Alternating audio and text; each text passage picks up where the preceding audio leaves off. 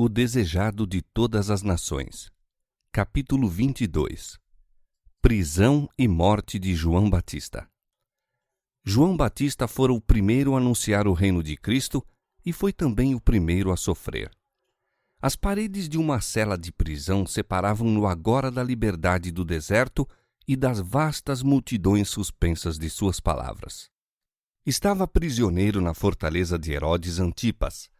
Grande parte do ministério de João Batista tivera lugar no território leste do Jordão, o qual se achava sob o domínio de Antipas. O próprio Herodes escutara as pregações de João. O dissoluto rei tremera ante o chamado ao arrependimento. Herodes temia a João, sabendo que era varão justo, e fazia muitas coisas, atendendo-o, e de boa mente o ouvia. João portou-se fielmente para com ele, acusando-o por sua iníqua aliança com Herodias, mulher de seu irmão. Por algum tempo, Herodes procurou fracamente quebrar a cadeia de concupiscência que o ligava. Mas Herodias prendeu-o mais firmemente em suas redes e vingou-se de João Batista, induzindo Herodes a lançá-lo na prisão. A vida de João fora de ativo labor, e as sombras e a inatividade da prisão pesavam fortemente sobre ele. Ao passar semana após semana sem trazer nenhuma mudança, o acabrunhamento e a dúvida se foram sutilmente apoderando dele. Seus discípulos não o abandonaram. Era-lhes permitida a entrada na prisão. Levaram-lhe notícias das obras de Jesus e disseram-lhe como o povo se estava aglomerando em torno dele. Mas indagavam por que, se esse novo mestre era o Messias, não fazia nada para que João fosse solto. Como podia ele permitir que seu fiel precursor fosse privado da liberdade e talvez da vida? Estas perguntas não deixaram de produzir efeito. Dúvidas que, do contrário, nunca teriam sido suscitadas, foram então sugeridas a João. Satanás regozijou-se em ouvir as palavras desses discípulos e ver como elas quebrantaram a alma do mensageiro do Senhor. Oh! Quantas vezes os que se julgam amigos de um homem bom e anseiam mostrar sua fidelidade para com ele se demonstram os mais perigosos inimigos? Quantas vezes, em lugar de lhe fortalecer a fé, suas palavras deprimem e desanimam? Como os discípulos do Salvador, João Batista não compreendia a natureza do reino de Cristo. Esperava que Jesus tomasse o trono de Davi, e ao passar o tempo e o Salvador não reclamar nenhuma autoridade real, João ficou perplexo e turbado. Declarara ao povo que, a fim de o caminho ser preparado diante do Senhor, a profecia de Isaías devia ser cumprida, os montes e os outeiros se deviam abaixar, endireitar os caminhos tortuosos e os lugares ásperos ser aplainados. Esperava que as elevações do orgulho e do poder humanos fossem derribadas. Apresentara o Messias como aquele cuja pá estava em sua mão e que limparia inteiramente sua eira, ajuntaria o trigo no celeiro e queimaria a palha com fogo que não se apagaria. Como o profeta Elias, em cujo espírito e poder ele próprio viera a Israel, esperava que o Senhor se revelasse como um Deus que responde por fogo. O Batista fora, em sua missão, um destemido reprovador da iniquidade, tanto nos lugares elevados como nos humildes. Ousara enfrentar o rei Herodes com a positiva repreensão do pecado. Não tivera a vida por preciosa, contanto que cumprisse a missão que lhe fora designada. E agora, de sua prisão, aguardava que o leão da tribo de Judá abatesse o orgulho do opressor e libertasse o pobre e o que clamava. Mas Jesus parecia contentar-se com reunir discípulos em volta de si, curar e ensinar o povo. Comia à mesa com os publicanos, ao passo que dia a dia mais pesado se tornava o jugo romano sobre Israel, o rei Herodes e a vil amante faziam sua vontade e o clamor do pobre e sofredor subia ao céu. Ao profeta do deserto, tudo isso se afigurava um mistério além de sua penetração. Havia horas em que os cochichos dos demônios lhes torturavam o espírito e a sombra de um terrível temor dele se apoderava. Poder-se-ia dizer que o longamente esperado libertador ainda não houvesse aparecido? Então, que significaria a mensagem que ele próprio fora compelido a anunciar? João sentira-se cruelmente decepcionado com o resultado de sua missão. Esperara que a mensagem de Deus tivesse o mesmo efeito que produzira a leitura da lei nos dias de Josias e de Esdras, 2 Crônicas 34 e Neemias 8 e 9. Que se seguiria uma profunda obra de arrependimento e volta ao Senhor. Ao êxito dessa obra, toda a sua existência fora sacrificada. Havia isso sido em vão?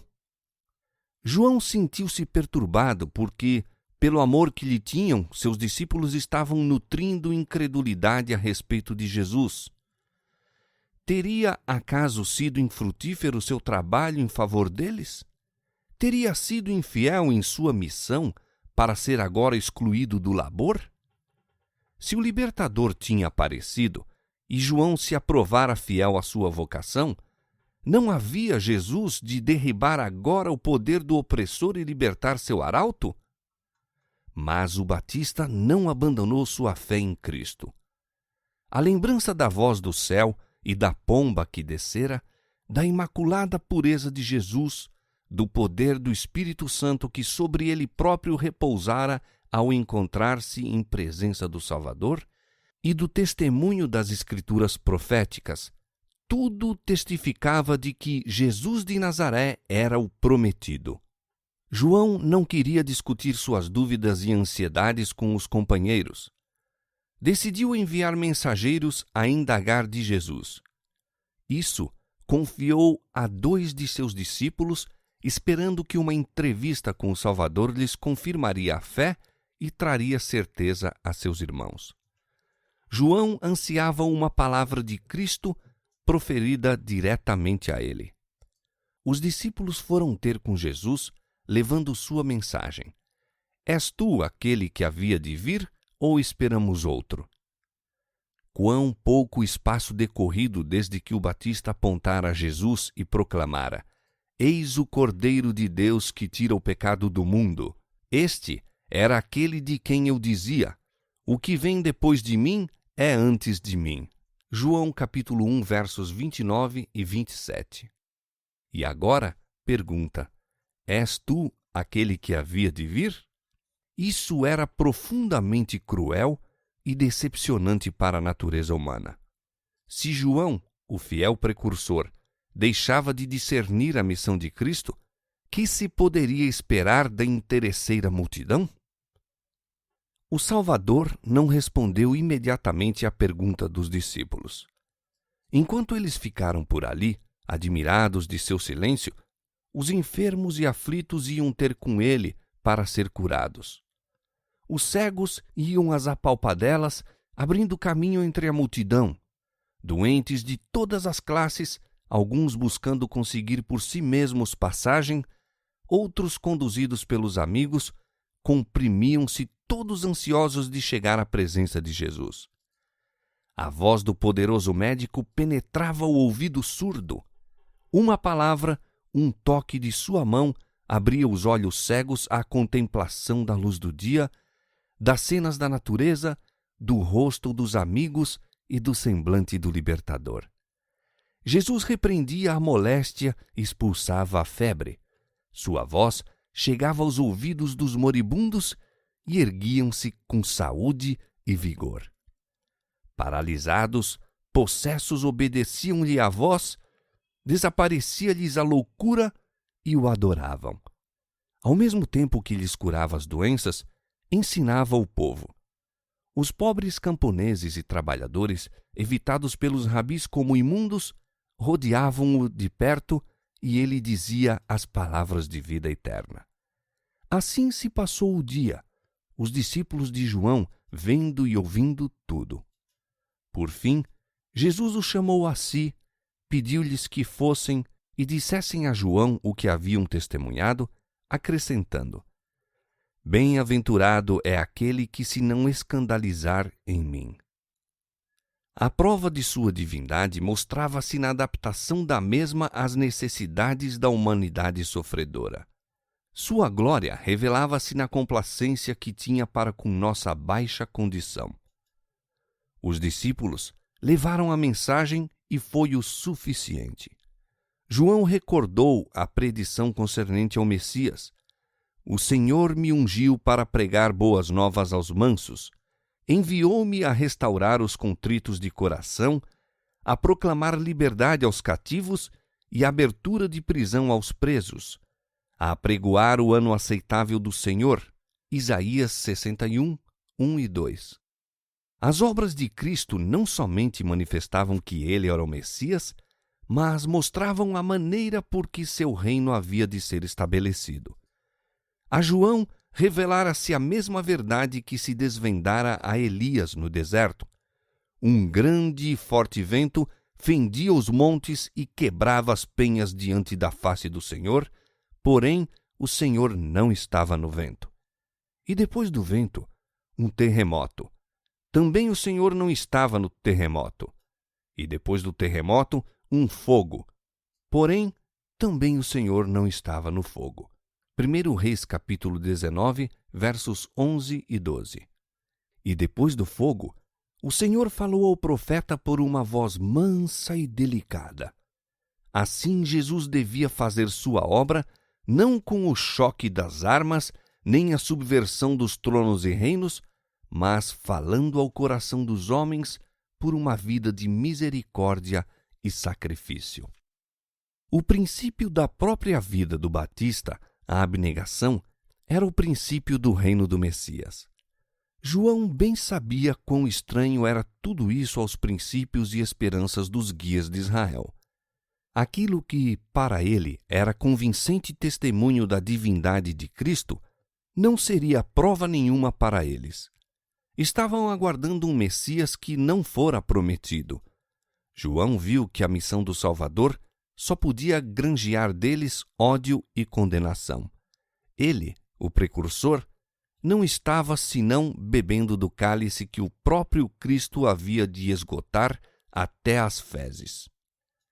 As palavras do Salvador, "Bem-aventurado é aquele que se não escandalizar em mim", eram uma branda repreensão a João. Não foi debalde para ele. Compreendendo mais claramente agora a natureza da missão de Cristo, entregou-se a Deus para a vida e para a morte, segundo melhor conviesse aos interesses da causa que amava. Depois da partida dos mensageiros, Jesus falou ao povo a respeito de João. O coração do Salvador dilatou-se em simpatia para com a fiel testemunha, agora sepultada na prisão de Herodes. Não deixaria que o povo concluísse que Deus havia abandonado João ou que sua fé falecera no dia da prova. "Que fostes ver no deserto?", disse. "Uma cana agitada pelo vento?" As altas canas que cresciam ao lado do Jordão, agitando-se a cada brisa, eram apropriadas representações dos rabis que se haviam constituído críticos e juízes da missão do Batista. Eles pendiam nesta e naquela direção, segundo os ventos da opinião popular. Não se queriam humilhar para receber a penetrante mensagem do Batista, todavia, por temor do povo, não tinham ousado opor-se abertamente à sua obra. O mensageiro de Deus, porém, não era de espírito assim covarde. As multidões reunidas em torno de Cristo tinham testemunhado a obra de João. Haviam-lhe escutado a destemida repreensão do pecado. Aos fariseus, cheios de justiça própria, aos sacerdotes saduceus, ao rei Herodes e sua corte, príncipes e soldados, publicanos e camponeses, a todos falara João com igual franqueza. Não era uma cana trêmula, agitada pelos ventos do louvor ou preconceitos humanos. Na prisão, foi em sua lealdade para com o Senhor e seu zelo pela justiça o mesmo que ao pregar a mensagem de Deus no deserto. Em sua fidelidade aos princípios, era firme como a rocha. Jesus continuou: Sim, que fostes ver? Um homem ricamente vestido? Os que trajam ricamente estão na casa dos reis. João fora chamado a reprovar os pecados e excessos de seu tempo, e seu singelo vestuário e vida abnegada estavam em harmonia com seu caráter e missão. Ricos trajes e os luxos da vida não constituem a porção dos servos de Deus, mas dos que residem nas casas dos reis, os dominadores deste mundo, aos quais pertencem seu poder e riquezas. Jesus desejava chamar a atenção para o contraste existente entre o vestuário de João e o que era usado pelos sacerdotes e principais. Esses oficiais paramentavam-se com ricas vestimentas e dispendiosos ornamentos. Amavam a ostentação e esperavam deslumbrar o povo, impondo assim mais consideração. Estavam mais ansiosos de conquistar a admiração dos homens do que de obter a pureza íntima que tem a aprovação de Deus. Mostravam assim que sua lealdade não era para com Deus, mas com o reino deste mundo. Mas então, que fostes ver? Disse Jesus. Um profeta? Sim, vos digo eu, e muito mais do que profeta, porque é este de quem está escrito: Eis que diante da tua face envio o meu anjo, que preparará diante de ti o teu caminho. Em verdade vos digo que entre os que de mulher têm nascido, não apareceu alguém maior do que João Batista. No anúncio feito a Zacarias, antes do nascimento de João, o anjo declarara: Será grande diante do Senhor. Lucas 1,15. Que, em face da maneira de avaliar do céu, consiste a grandeza? Não o que o mundo reputa como tal, não riqueza, nem posição, nem nobreza de linhagem, nem dons intelectuais considerados em si mesmos.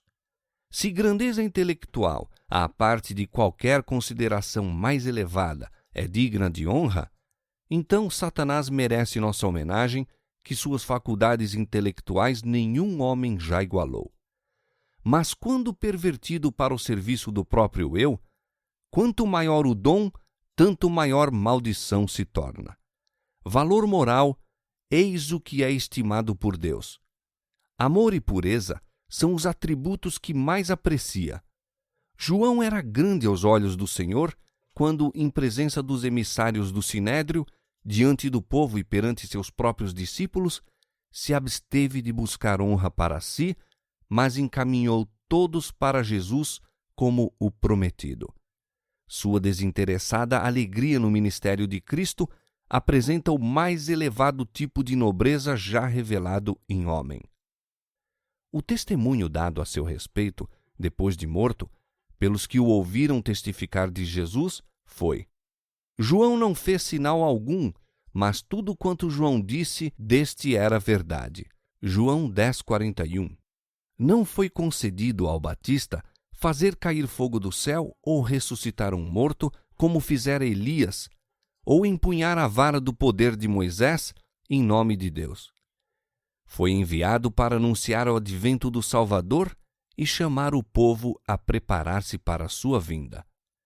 Tão fielmente cumpriu ele sua missão, que ao recordar o povo o que lhes ensinara a respeito de Jesus, podiam dizer: tudo quanto João disse deste era verdade.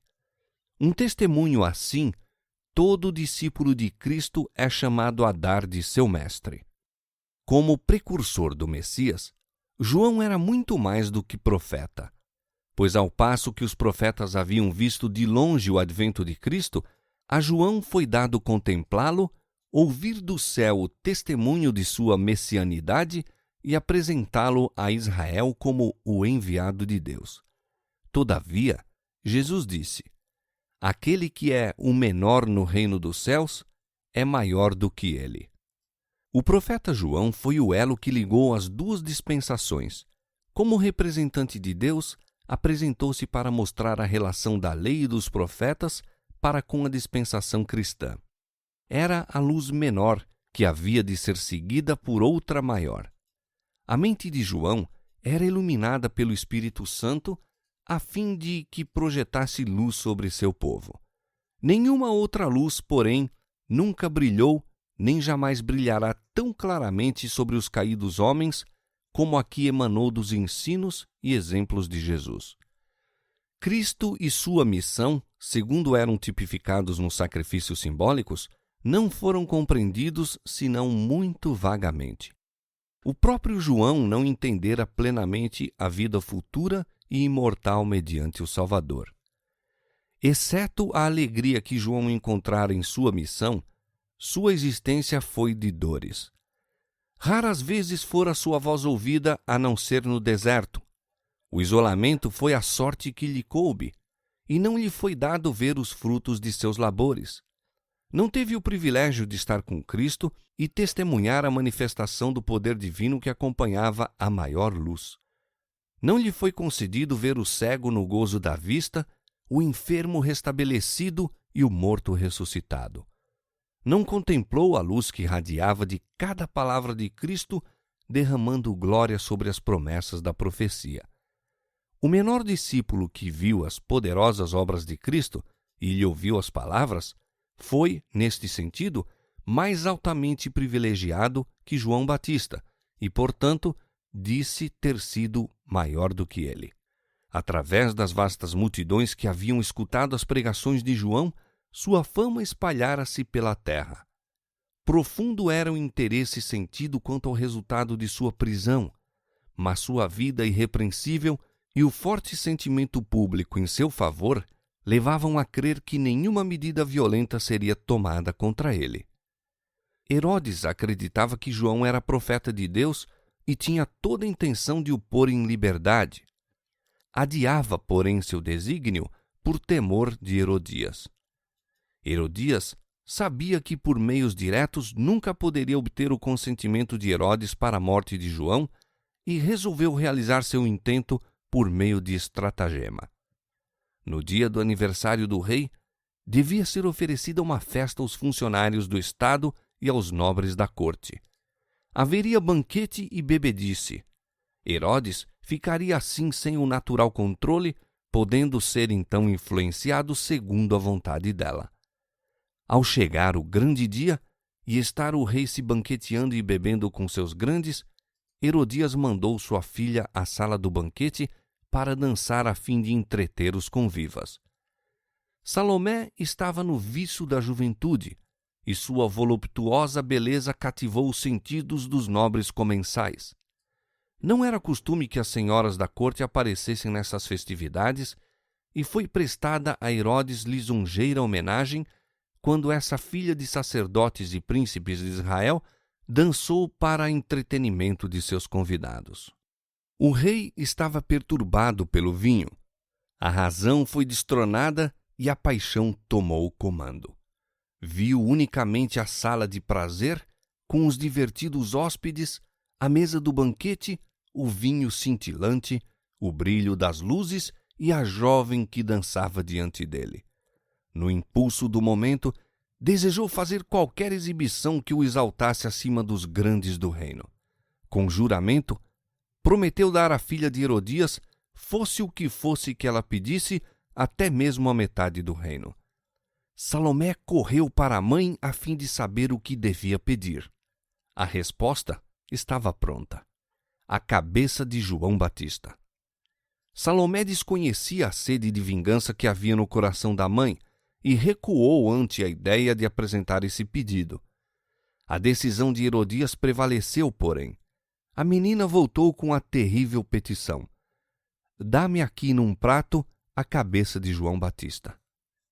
Herodes ficou atônito e confundido. Cessou a ruidosa festa e um sinistro silêncio baixou sobre a cena de orgia. O rei sentiu-se tomado de horror ante a ideia de tirar a vida de João. No entanto, sua palavra estava empenhada e não queria parecer inconstante ou inconsiderado. O juramento fora feito em honra dos hóspedes, e se um deles houvesse proferido uma palavra contra o cumprimento da promessa, de boa vontade teria poupado o profeta. Deu-lhes oportunidade de falar em favor do preso. Eles haviam caminhado longas distâncias para ouvir as pregações de João e sabiam ser ele homem isento de crime e servo de Deus. Mas, conquanto chocados com o pedido da jovem, estavam demasiado embrutecidos para fazer qualquer objeção. Voz alguma se ergueu para salvar a vida do mensageiro do céu. Estes homens ocupavam altas posições de confiança na nação e sobre eles pesavam sérias responsabilidades. Tinham-se, no entanto, entregue a comer e a beber até que os sentidos lhes ficaram embotados. Transtornou-se-lhes o cérebro com a estonteante cena de música e dança e a consciência jazia adormecida. Com seu silêncio, proferiram a sentença de morte contra o profeta de Deus para satisfazer a vingança de uma mulher depravada. Herodes, de balde, esperou para ser libertado do juramento. Então, relutantemente, ordenou a execução do profeta. Em breve, a cabeça do Batista foi levada perante o rei e os hóspedes. Selados estavam para sempre aqueles lábios que fielmente advertiram Herodes para se desviar da vida de pecado. Nunca mais se ouviria aquela voz chamando os homens ao arrependimento. A orgia de uma noite custaria a vida de um dos maiores profetas. Oh, quantas vezes tem a vida de um inocente sido sacrificada em razão da intemperança dos que deviam ter sido os guardas da justiça. Aquele que leva aos lábios a taça intoxicante torna-se responsável por toda injustiça que possa cometer sob sua embrutecedora influência. Entorpecendo os sentidos, torna a si mesmo impossível julgar serenamente ou ter clara percepção do direito e do erro.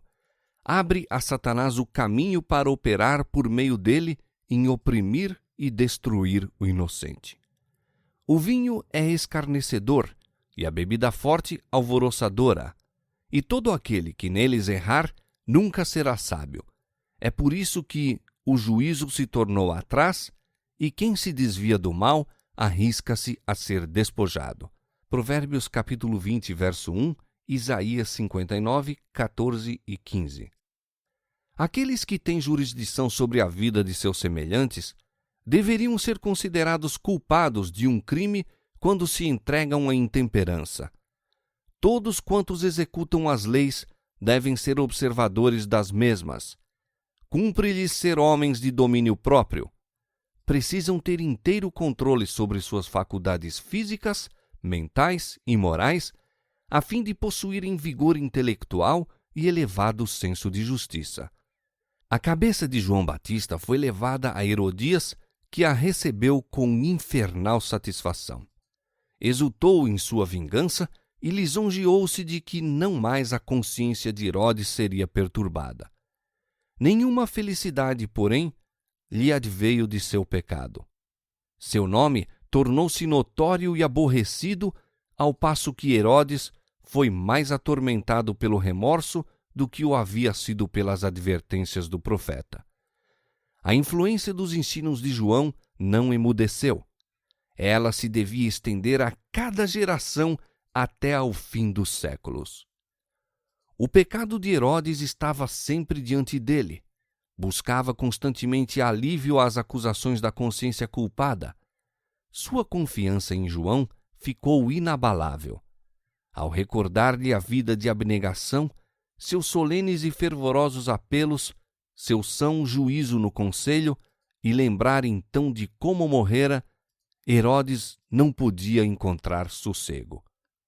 Empenhado nos negócios do Estado, recebendo honras dos homens, apresentava rosto sorridente e aspecto de dignidade, ao passo que ocultava o coração ansioso, sempre oprimido pelo temor de que pesava sobre ele uma maldição. Herodes ficara profundamente impressionado pelas palavras de João, de que não se pode ocultar coisa alguma a Deus. Estava convencido de que ele se acha presente em todo lugar, que testemunhara a orgia na sala do banquete, ouvira a ordem de degolar a João e vira Herodias exultante e os insultos que proferira para a decapitada cabeça de seu reprovador. E muitas coisas que Herodes ouvira dos lábios do profeta falavam-lhe agora a consciência mais distintamente do que fizera a pregação no deserto. Quando Herodes ouviu falar das obras de Cristo, sentiu-se imensamente perturbado. Pensou que Deus ressuscitara a João e o enviara ainda com mais poder para condenar o pecado. Vivia em constante temor de que João vingasse sua morte, condenando-o a ele e a sua casa. Herodes estava ceifando aquilo que Deus declarara ser o resultado do pecado: coração tremente e desfalecimento dos olhos e desmaio da alma. E a tua vida como suspensa estará diante de ti, e estremecerás de noite e de dia, e não crerás na tua própria vida. Pela manhã dirás: ah, quem me dera ver a noite! E à tarde dirás: ah, quem me dera ver amanhã! Pelo pasmo do teu coração com que pasmarás, e pelo que verás com os teus olhos. Deuteronômio 28, 65 a 67. Os próprios pensamentos do pecador são seus acusadores, e não pode haver mais penetrante tortura que os aguilhões da consciência culpada, que não lhe dá repouso nem de dia nem de noite. Para muitos espíritos, um profundo mistério envolve a sorte de João Batista. Indagam por que teria sido deixado a estiolar-se e perecer na prisão. O mistério dessa escura providência, nossa visão humana não pode penetrar. Não poderá, no entanto, nunca abalar nossa confiança em Deus quando nos lembramos de que João nada mais foi do que um participante dos sofrimentos de Cristo. Todos quantos o seguem hão de cingir a coroa do sacrifício. Serão indubitavelmente mal compreendidos pelos egoístas e se tornarão alvo dos ferozes assaltos de Satanás. Esse princípio de abnegação é que seu reino se propôs destruir e guerreá-lo-á onde quer que se manifeste. A infância, juventude e varonilidade de João caracterizaram-se pela firmeza e poder moral. Quando sua voz se fizera ouvir no deserto, dizendo: preparai o caminho do Senhor, endireitai as suas veredas, Mateus 2:2. Satanás temeu pela segurança de seu reino. A culpabilidade do pecado era revelada de tal maneira que os homens tremiam. Foi despedaçado o poder de Satanás sobre muitos que lhe haviam estado sob o controle. Ele fora incansável em procurar afastar o Batista de uma vida de incondicional submissão a Deus. Fracassara, porém. E fracassara igualmente quanto a Jesus. Na tentação do deserto, Satanás fora derrotado e grande havia sido seu furor. Decidira agora causar dor a Cristo, ferindo a João. Aquele a quem não conseguia instigar ao pecado, havia de causar sofrimento. Jesus não se interpôs para livrar seu servo. Sabia que João havia de suportar a prova. De boa vontade, teria o Salvador ido ter com João para com sua presença aclarar-lhe as sombras do cárcere. Mas não se devia colocar nas mãos dos inimigos e pôr em perigo sua própria missão. Com prazer teria libertado seu fiel servo, mas por amor de milhares que haveriam em anos posteriores de passar da prisão para a morte, João devia beber o cálice do martírio. Ao haverem os seguidores de Jesus de definhar em solitárias celas, ou perecer pela espada e pela tortura, ou na fogueira, aparentemente abandonados de Deus e do homem, que esteio não lhes teria ao coração o pensamento de que João Batista, de cuja fidelidade o próprio Cristo dera testemunho, passara por idêntica experiência. Foi permitido a Satanás abreviar a vida terrena do mensageiro de Deus, mas aquela vida que está escondida com Cristo em Deus, Colossenses 3:3, o destruidor não podia atingir. Exultou por haver ocasionado aflição a Jesus, mas fracassara em vencer a João. A morte em si mesma apenas o colocara para sempre além do poder da tentação. Nessa contenda, Satanás estava revelando o próprio caráter.